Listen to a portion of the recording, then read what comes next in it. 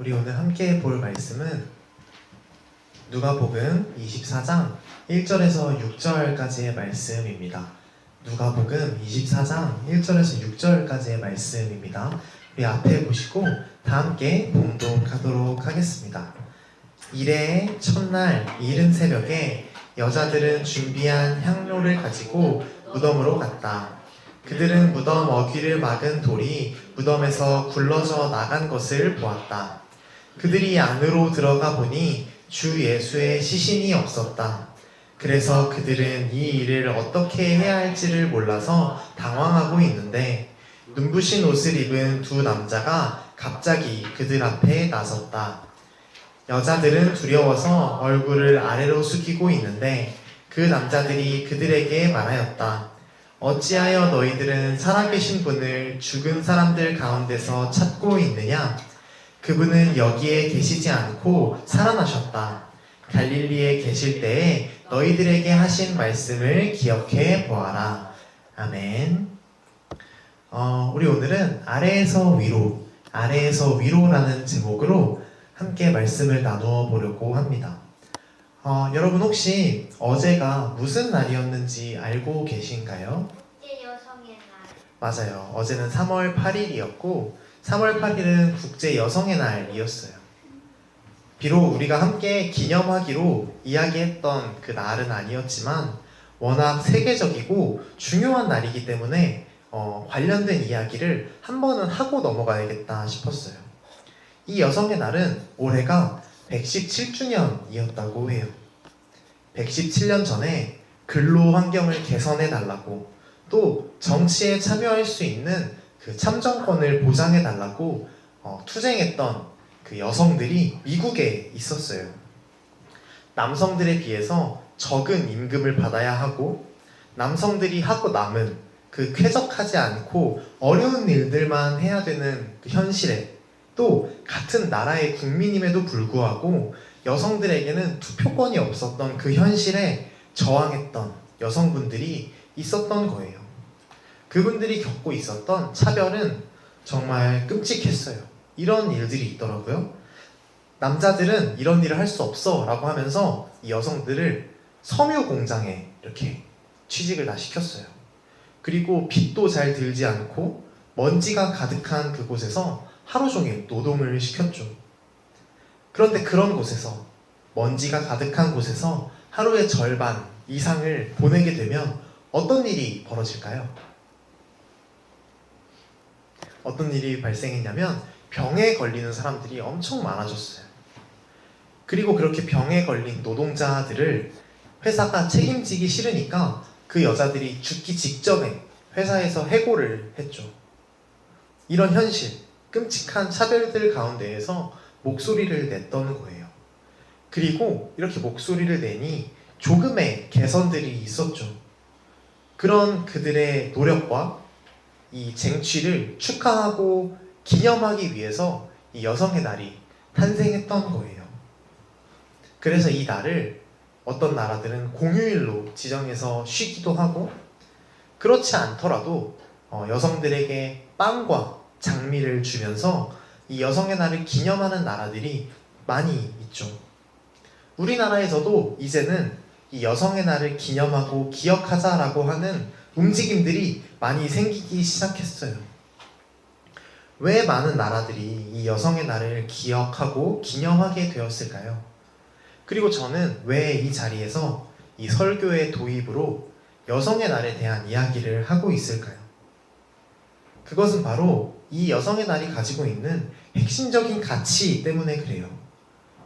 여성의 날이 가지고 있는 핵심이 있기 때문에 그렇죠. 왜냐하면 이 여성의 날이 가지고 있는 가치는 우리가 약자들을 대하는 태도와 우리가 약자들을 대하는 자세와 연결이 되어 있기 때문에 그래요. 오늘 우리가 읽은 성경 말씀도 우리가 어떻게 이 여성들로 대표되는 약자들을 대해야 하는지 잘 보여주고 있어요. 오늘 우리가 읽은 누가복음 24장은 누가복음의 마지막 장이에요. 이 배경을 잠시 설명하자면 예수님은 이미 돌아가셨어요. 그래서 무덤에 묻히셨죠. 그런 상황에서 이 여성 제자들이 예수님을 추모하고 아직 다 끝내지 못한 장례를 다 치르기 위해서 예수님의 무덤으로 이렇게 새벽 일찍 찾아간 거예요. 찾아갔더니 무덤을 막고 있던 돌이 치워져 있었어요. 사람들은 너무 당황해서 어찌할 줄을 몰랐다라고 성경은 이야기하고 있죠. 그런데 갑자기 그 당황하고 있던 사람들 앞에 눈부신 옷을 입은 두 사람이 그들 앞에 나타나는 거예요.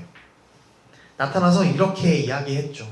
오늘 말씀의 5절 말씀인데, 어찌하여 너희들은 살아계신 분을 죽은 사람들 가운데에서 찾고 있느냐? 예수님이 부활하셨는데 왜 무덤가에서 예수님을 찾고 있느냐라고 물어본 거예요. 여러분, 이 예수님이 부활하셨다는 이야기, 이 이야기를 교회에서는 뭐라고 부르는지 아시나요? 교회에서는 이 사실을 복음이라고 불러요. 말 그대로 해석하자면 좋은 소식이라는 뜻이죠. 특히 당시의 문화권에서는 승전보, 전쟁에서 승리했다라는 소식을 복음이라고 불렀어요. 예수님께서 죽음을 이기셨고 이 죽음은 또 곧 죄와 연결되기 때문에 예수님께서 죽음과 죄를 이기셨다, 이런 뜻에서 우리는 그 사실을 복음이라고 부르죠. 그리고 그 복음은 우리에게 세상을 살아갈 수 있는 힘을 줘요.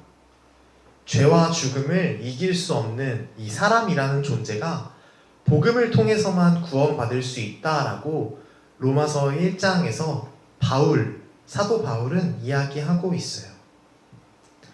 그렇기에 이 복음이라는 것은 기독교 신앙에 있어서 핵심이라고 할 수 있죠. 그런데 이 중요한 복음은 당시 사회적 약자였던 여성들, 예수님의 무덤을 찾아갔던 여인들에게 가장 먼저 전달되었어요. 사회에서는 차별을 당하고 중요한 일들은 할 수 없다라고 여겨지던 그 사람들에게 복음, 예수님의 부활 소식이 가장 먼저 전해졌던 거예요. 그리고 그 복음은 거기에서부터 이렇게 사람들에게 전파되기 시작하죠. 오늘 우리가 읽은 말씀은 아니었지만 그 바로 이어지는 9절 말씀이 있어요. 우리 함께 읽어볼까요? 그들은 무덤에서 돌아와서 11 제자와 그 밖의 모든 사람에게 이 모든 일을 알렸다. 아멘.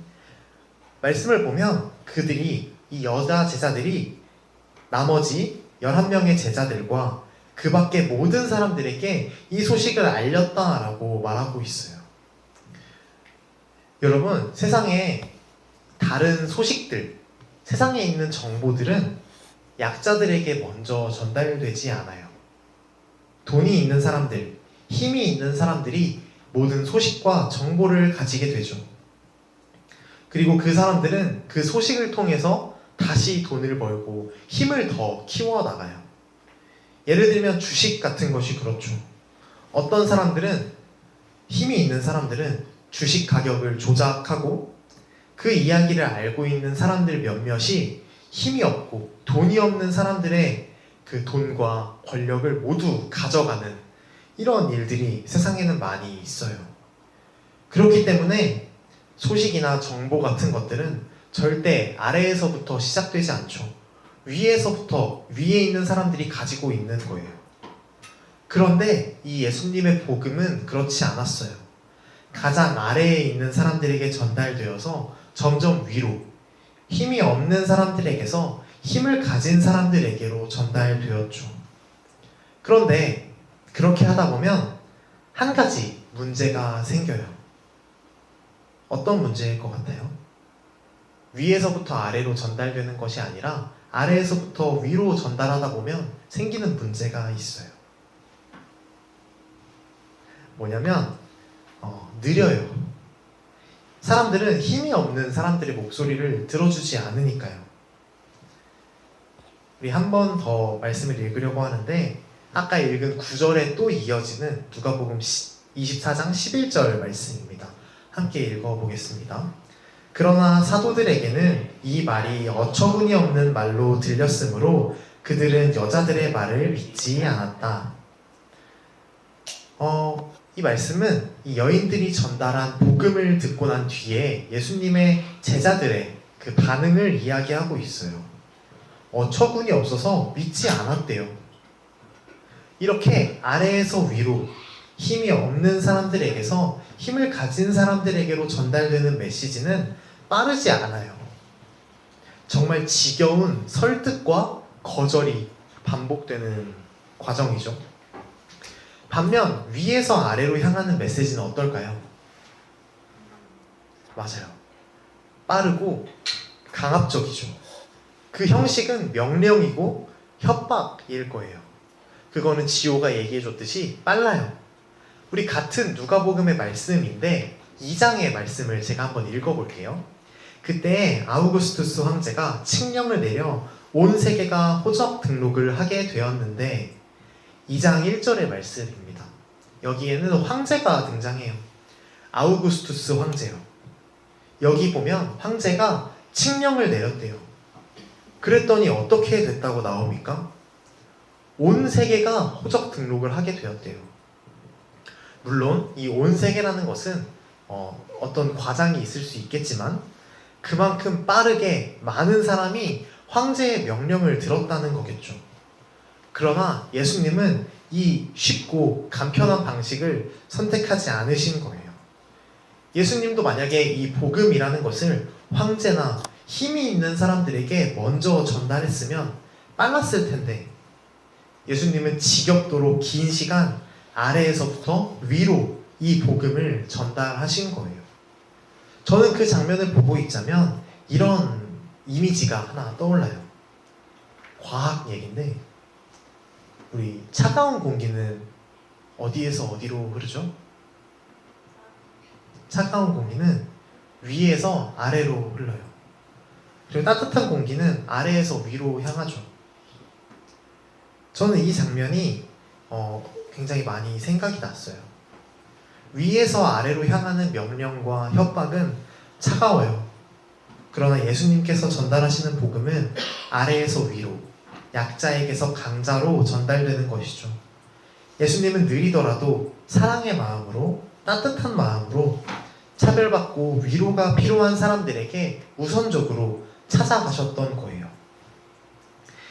긴 이야기를 하며 이렇게 돌아왔지만 그렇게 본다면 예수님께서 아래로 먼저 찾아가셔서 거기에서부터 복음을 시작하셨다면 우리가 어제 맞이하게 된 이 여성의 날 역시 예수님께서 아마 좋아하시고 되게 기뻐하셨을 것 같다라는 생각이 들어요. 사회적인 약자들이 목소리를 내고 그 사람들에게서 시작된 그 선한 것들이 사회로 퍼져나가는 것을 보시면서 아, 저건 하나님의 방법이다 이렇게 생각하실 것 같아요. 그러니 우리가 예수님을 따르는 사람들이라면 이 여성의 날 역시 우리가 지키고 기억해야 할 소중한 기념일인 것이죠. 그런데 아까 계속 이야기했듯이 아래에서 시작되는 목소리는 느리다고 했어요. 그래서인지 여성의 날이 축하와 기념의 날이지만 여전히 우리 주변에는 이런 남녀차별, 성차별이 존재하죠.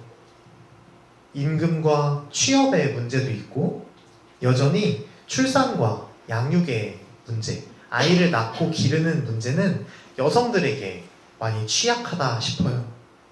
또 여성이 아니더라도 우리 주변에는 너무 많은 사회적인 약자들이 있죠.